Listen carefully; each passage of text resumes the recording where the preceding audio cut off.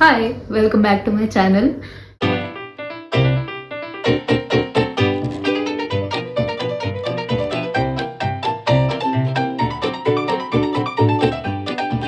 If you're new around here, hi, I'm Almas. Nice to meet you. Get used to this phase. You'll be seeing a lot of it on this channel.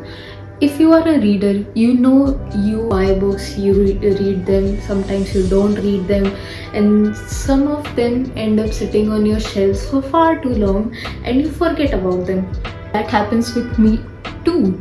With this video, I'm kickstarting a new series on this channel where I try to get through my physical TBR one book at a time. Over the years, I have accumulated a lot of books and I have read most of them, but I haven't read all of them, and I have a good number of books which I haven't read yet.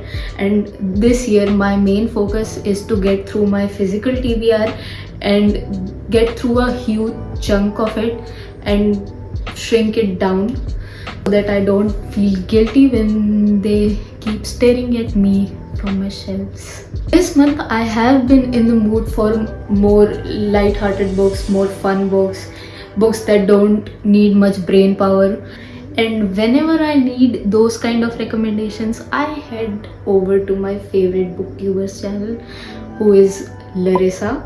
The way she talks about her favorite books gets me so excited to buy them, so I bought them. These have been sitting on my shelves for more than 6 months at this point, if I'm remembering it correctly.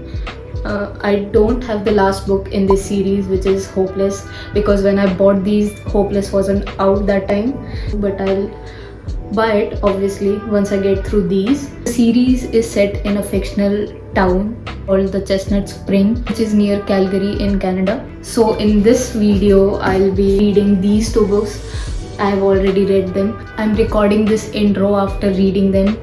It won't be a typical vlog where I get my thoughts out as I am reading, because I'm not that kind of a reader. I like to sit with books, read them, think about them, and then say something. You will watch me read these, but I'll give you my thoughts and opinions now, and they'll play in the background with those clips of me reading these.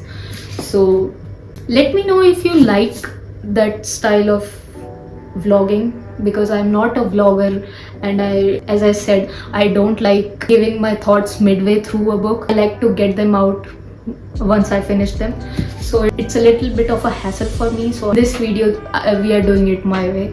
First book in the series is Flawless. This book follows our two main characters, Rhett and Summer. Rhett is a cowboy. He's a professional bull rider who has recently been caught in a scandal where he punched a guy, a media person, and now the whole country knows that he doesn't like milk. And he's a cowboy, which I don't know why is a big deal. I have no clue. So even I don't like milk. That doesn't make me a criminal, but he hurts a lot of people's sentiment. His manager, Kip Hamilton, appoints him a babysitter who will look after him on every tour he goes on. And it's none other than Summer Hamilton. Yes, the manager's daughter. The first 200 pages of this book was a delight. I really enjoyed it. Red doesn't have a mother. He's the third sibling in a 4-sibling dynamic. He has 2 elder brothers who are always pulling his leg. None of his family members take him seriously, and bull riding is his only source of purpose and passion, his way to get attention from people. When he gets caught up in this drama, at first he gets very fed up with the idea that he's a grown-ass man who needs a babysitter according to his manager, but then he comes around. Summer Hamilton, she doesn't have a mother either. She has a stepsister. Her name is Winter, and her stepmother doesn't like her at all. She never wanted Winter to have to do anything with Summer.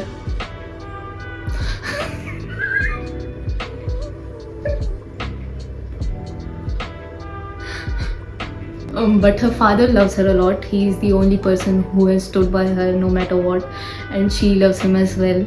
They have a very friendly dynamic. They are very open with each other. And the more time that Rhett and Summer spend with each other, the more closer they grow, the more fond of each other they get. And then one thing leads to another, and we all know how rom-coms usually go. It's always a happy ending, and I like that. I want people to be happy, so I'm fine with happy endings. I really enjoyed the banter. Sometimes it was bordering on cringy, but it's okay. One thing that Elsie Silver does so well is establishing her characters. I really got to know who Rhett was as a person, how he thinks, what are his struggles, his shortcomings, and where he's coming from. I really felt that. But on the other hand, when it comes to Summer, there's a thing that happens with her. I won't spoil it because this is a spoiler-free video.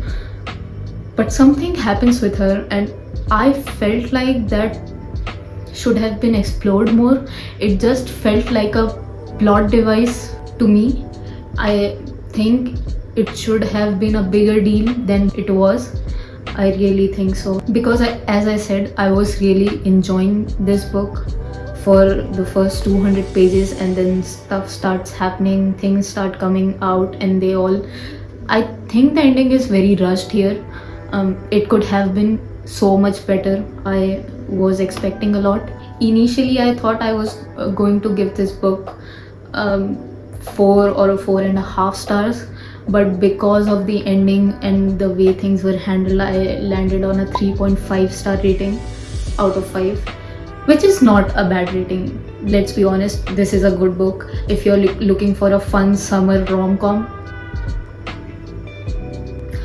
very solid book. But that one thing really bugged me, and that's on me. I couldn't get past it.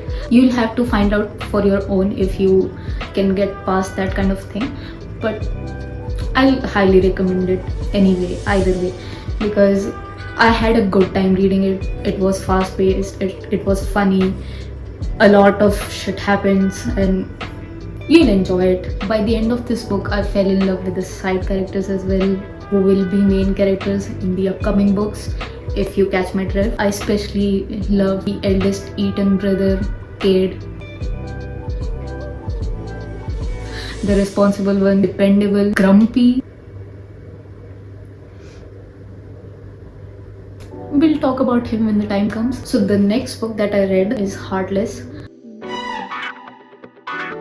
This book follows Cade and Willa. Cade, my favorite character from the first book. I didn't like the main character as much as I liked Cade. From what I read in Flawless, I fell in love with that character, and this whole book is about that character. Cade is a 38-year-old single dad who has been managing his family from the moment his mother died. He was 8 years old, and his siblings depended on him. His father needed him, and he grew up really fast. He didn't get to experience life like others did. He didn't get to live his childhood. He didn't get to enjoy his teenage years. And he's a very sorted man. He's very grumpy.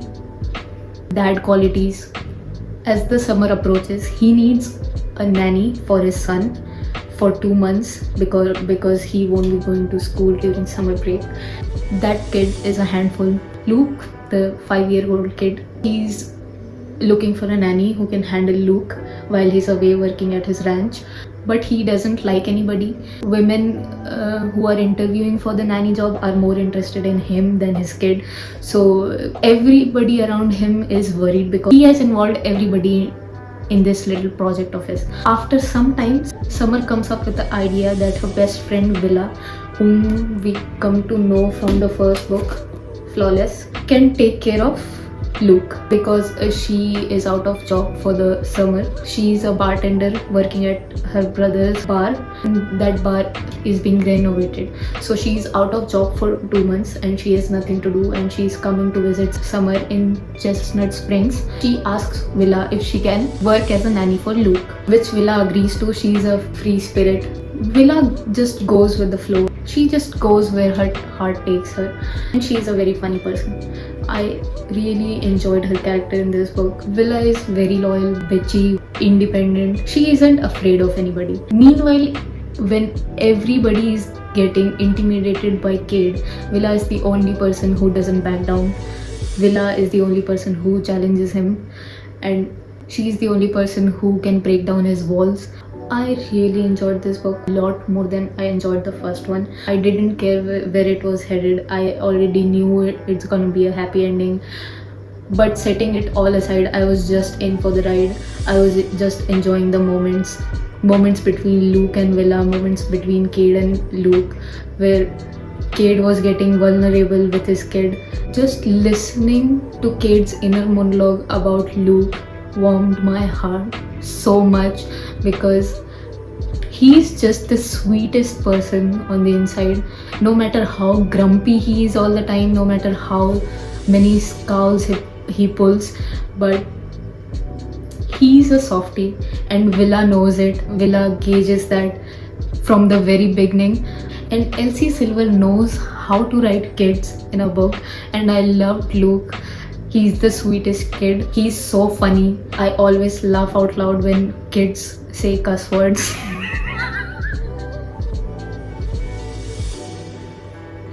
Happens a lot in this book. I was just so happy the entire time I read this. I can't wait to continue with this series. I really think this is worth everybody's time who is into romance, who enjoys romance. Even if you are looking to dabble into romance, I think it's a very good place to start. You can get through these in a day because they are so fast paced. These are adult romance, that's why they are smart in it. I don't care for it much. I like books either way, but if you are looking for those kind of books, you can definitely go with these. If you are not looking for those kind of books, please stay away from these. You'll regret it. That's just a pointer from my side. I don't care for it much. If you do, please look into it. Both of these books had me laughing, giggling, kicking my feet up, getting emotional at some points. With this one especially, I've heard that the third book is far more emotional than both of these, so I can't wait to read Powerless. It follows Jasper and Sloane. I don't know much about Sloane, but I know a little bit about Jasper, and I'm really excited to see how their story unfolds. But for now, these were the two books that I read in this vlog. I hope you enjoyed this video. I'll be back next week. Hopefully I'd have finished these by then, and I'm also planning to read As Good as Dead, the last book in the Good Girl's Guide to Murder series. I've read the first two books. I only have the last book left, so I'll try to read that as well. And that will be the episode 2 of tackling my physical TBR, and I'll see you then. Bye.